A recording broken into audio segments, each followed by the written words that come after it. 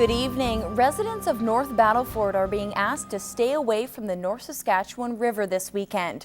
River levels are expected to rise roughly 1 meter because of heavy rainfall earlier this week. North Battleford Fire and Emergency Services say while waterways may be interesting to watch, they can be extremely dangerous. Localized flooding in low-lying areas can be expected, and a heavy stream flow advisory remains in effect for the North Saskatchewan River Basin this weekend.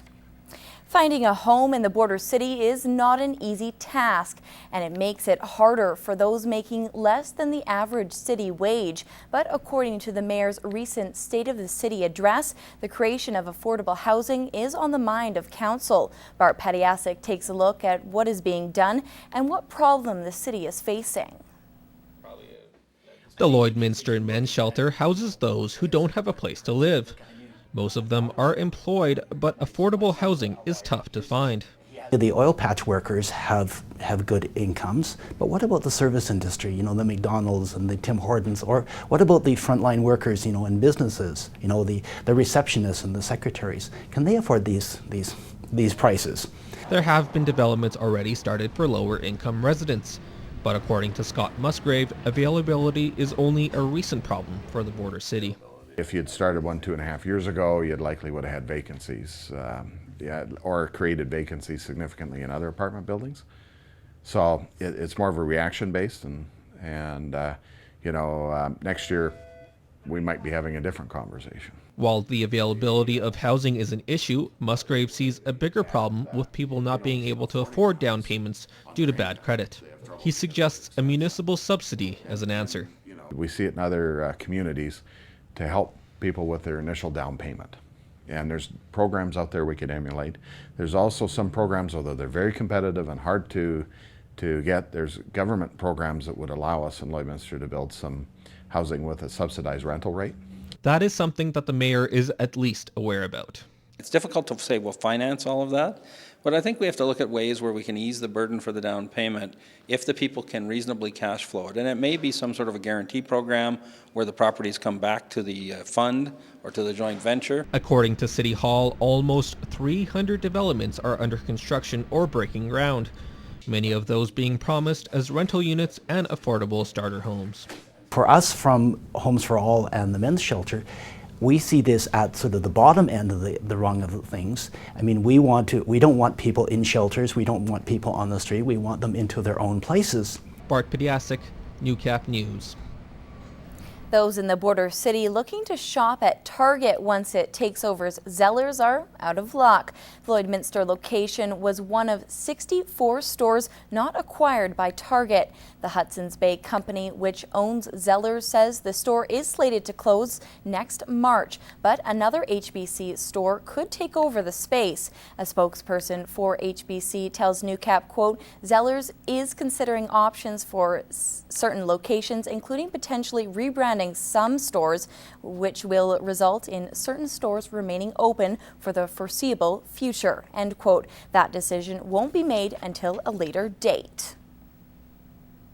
The world of social media expands more and more each day, with over 800 million people active on Facebook and nearly 3,000 tweets per second worldwide.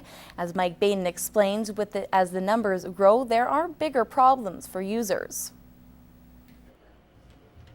Twitter has grown tremendously over the past couple of years, allowing celebrities to speak their minds and inform the public about their daily lives, something that fans enjoy. I think it kind of creates a lot of fun for a lot of people to follow them, and I don't know, it just keeps up to date what they're doing. I think it's cool they can talk to their fans. But there is a fine line as more and more celebrities and athletes post controversial comments.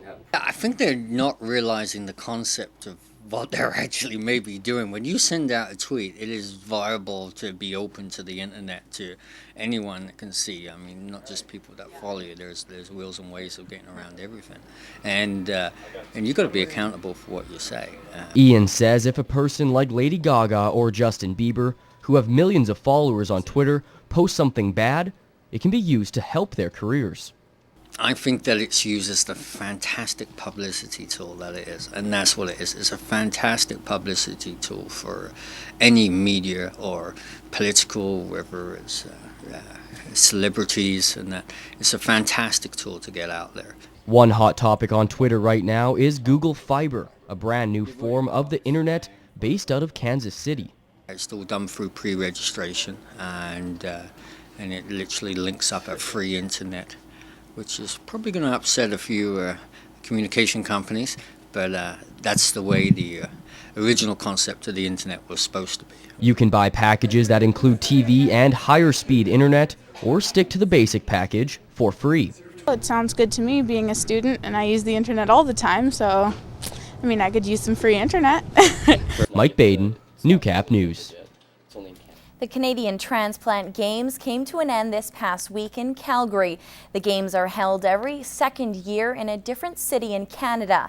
It's a chance for organ recipients to get together and celebrate the gift of life while honoring donors, donor families, and living donors. Two of our own made their way to Calgary competing for Team Alberta. Earlier today, I caught up with the pair. It's the 6th time the Transplant Games have been held here in Canada. It's an event many who were close to not seeing another day now cherish. For Greg Naddick, competing in the Games for the first time has been a big part of his recovery. On December 22nd last year, received a kidney transplant. I've been on dialysis for 2 years and 2 months, so about 26 months. I was on the waiting list all that time, waiting for a transplant, so it was just a wonderful Christmas gift. A few hundred competed in the Games, taking part in events like 10-pin bowling, golfing, swimming, and a run. To see the courage that people have fought through a very debilitating disease, and to be able to come through that and be positive and optimistic and trying new things. Getting involved only after talking with a lifelong friend who also received a kidney transplant 8 years ago from her own brother. It's a celebration of life. Not everybody gets the second chance. I did, so did Greg. And just a good way to show the people that were our donors that we're not going to waste this second chance. Both won numerous medals in events the pair never thought they would be a part of. I have a gold in the 100-meter breaststroke and a silver in the 50-meter breaststroke and silver as well in the 10-pin bowling. Though the memories are fresh, they are ones that will last a lifetime. My biggest memorable moment was receiving a medal from little Seth, who was 6 years old. Seth was there representing a family, and his grandfather had donated his organs at the time that he lost his life. And the family was there to celebrate with us. We lived like university students in their housing, ate in the cafeteria with the other athletes, did our events, and just celebrated life. The Games were also in honor of the 25th anniversary of the Canadian Transplant Association, and to spread the message of just how important organ donation really is.